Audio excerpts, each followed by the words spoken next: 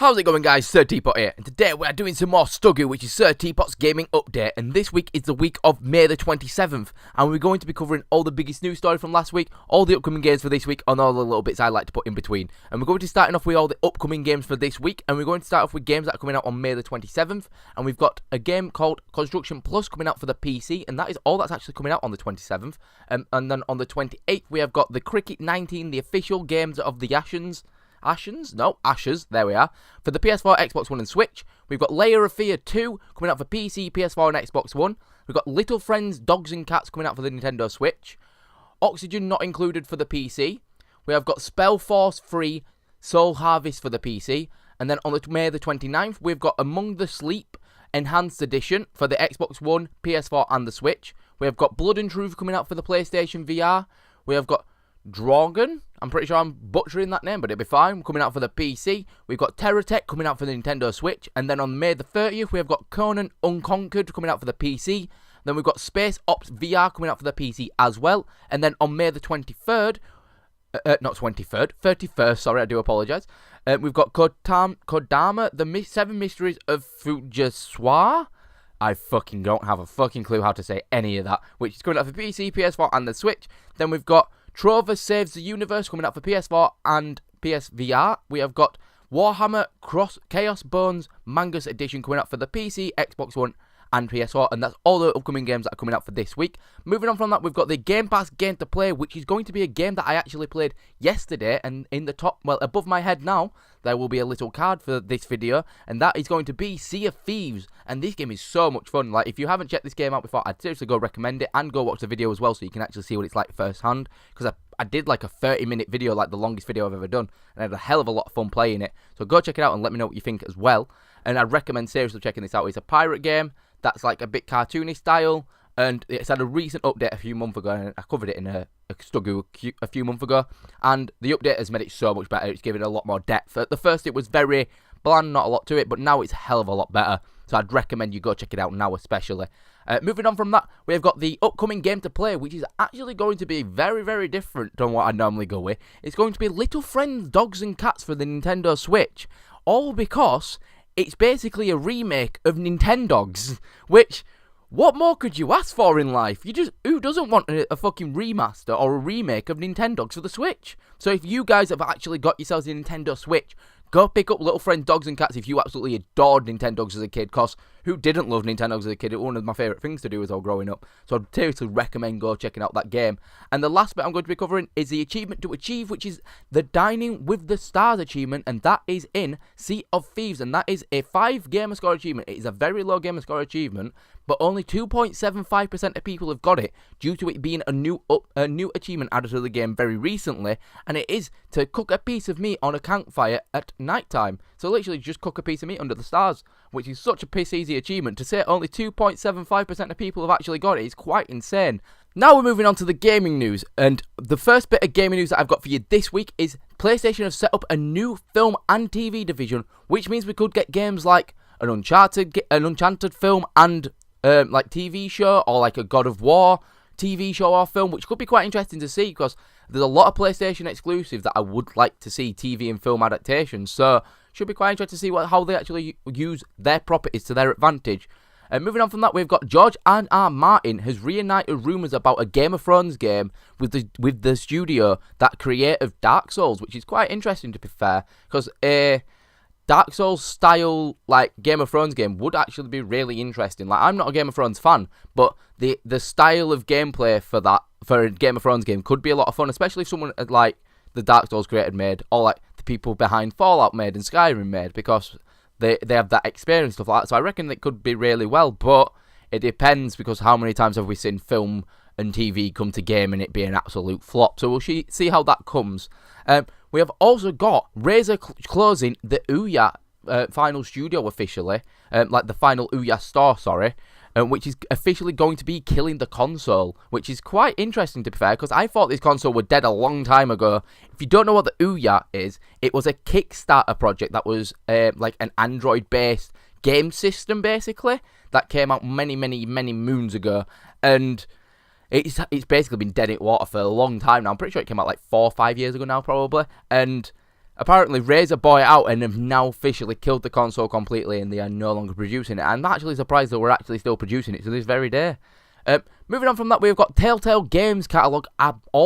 Every single Telltale Games catalogue has been pulled from Good Old Games, which is quite interesting to see because all the properties, I'm pretty sure, from Telltale have been basically bought now, like all the individual properties, and been re-established somewhere else. So to see them all go off of Good Old Games is quite concerning, because it's quite concerning if they're going to actually be pulled from anywhere else in the near future, because I really hope they're not, because the Telltale games are absolutely awesome, and I hope we don't lose them as games for the rest of our lives, basically. It'd be a bit shit to actually see those games disappear. Moving on from that, we've got Ancestors the Humankind Odyssey will launch on the Epic Games Store, not on Steam, just on the Epic Games Store exclusively. So if you haven't seen the Ancestors the Humankind Odyssey, it is a monkey game made by the people that make Assassin's Creed and stuff like that, so Ubisoft. And they are producing a monkey, or like you basically play a monkey in before like humans even existed and stuff like that. So and it looks rather interesting, but it's exclusive to the PC as far as I'm aware, and it's going to be, as I've said, exclusive to the Epic Game Store.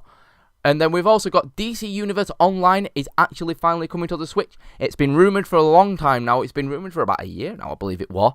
And we finally have got a confirmation that it's officially coming to the Nintendo Switch, which should be quite good. And it has apparently going to be having cross-platform with PC players as well, which could be quite interesting as well. Moving on from that, we've got Tfue is suing FaZe Clan over his contract because of certain legal reasons deep inside of his contract. In his contract, it says they could take up to 80% of his earnings from a competition. Like, say, if he actually took part in a competition, but they have never, ever actually taken this 80% from him. They've only ever taken small chunks from him.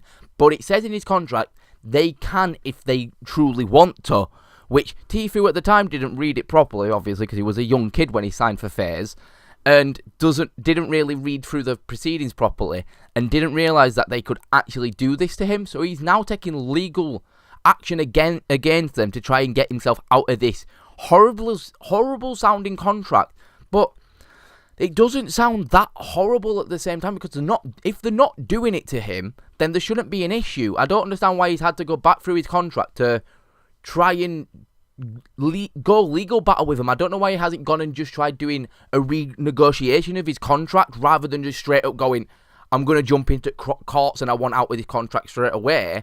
Why not try renegotiating it and not ruin relationships and friendships that he's got with FaZe Clan? Because all the FaZe now that I've seen of all, like, they're not even angry with him. They're just more upset that they've been betrayed by someone that they thought they were the friend, which is quite disappointing to see, to be fair, especially in the YouTube community nowadays. Like, it's hard to actually find people that you can trust in the YouTube community anymore. So, proof that, again, someone else just doing stuff for their own gain, it seems like.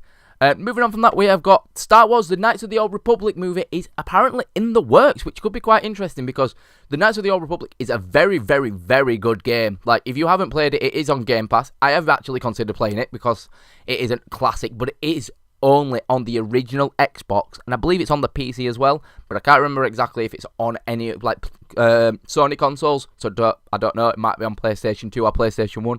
Don't have a clue. But I know it's on the original Xbox, on Game Pass, and I know it's on PC. And it is one of the best stories from a Star Wars game ever. I'm not personally a Star Wars fan, but The Knights of the Old Republic is absolutely awesome. So I am actually really excited to see if this movie actually comes to fruition, and I am very excited for when it actually comes out. And then moving on from that, we have got the Overwatch League boss leaves to join Epic Games, which is quite interesting, to be fair, because obviously Overwatch is owned by Blizzard. And Blizzard and Epic are huge rivals at this point, like head and head hate each other. So for someone to actually, who's the head, of the Overwatch League, to just fuck off and leave Epic Games is quite a massive massive thing to do. It's quite interesting, especially when Epic Games have been recently, like, in the news about, like, overworking the staff and stuff like that. So it should be quite interesting to see how this plays out, and if anything comes to fruition with Blizzard making a statement or anything like that, because I don't think Blizzard would be very happy about this. And the last piece of gaming news that I've got for you this week is an absolutely ridiculous one. Like, this is actually, like, bizarre. Gaming disorder is an official World Health Organization is officially on the World Health Organization list of diseases. So now, a gaming disorder can now classify as a disease, which to me is concerning, because people can just play off of that.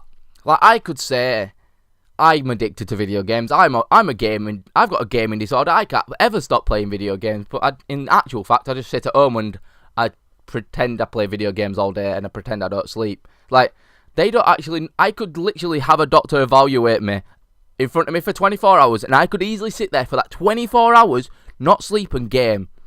People are going to use this to their advantage and take advantage of this. This is not a good thing. It should have never come to this. There's no such thing as a gaming disorder. It's, you play a game, you're addicted, you're not. Because the fun is the addiction. Not the game itself, the fun. Like, the spending money problem as well with Fortnite and stuff like that, and kids spending the money. Like, people saying that's a disorder. No, it's not. That's just parents being stupid with the credit cards and giving the kids the credit cards and letting them put it on their Xbox account. That's just stupid parenting. So there's no such thing as a gaming disorder. It's not a disease. It's, stop playing the video game, put the fucking controller down and grow up, mate. Seriously.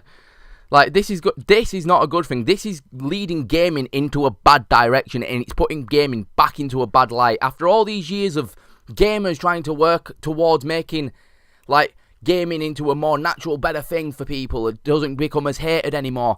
It's going back to being hated because they're trying to fucking call playing a video game too much a disease, which is insane. Well, anyway, guys, that's all the news from this week and everything. I hope you enjoyed this episode as much as I did. If you did, make sure you leave a like and do subscribe. And if you do subscribe, you do become one of my loyal subjects, and you do get daily gaming content from me. Anyway, guys, I hope to see you guys in the next video, and peace!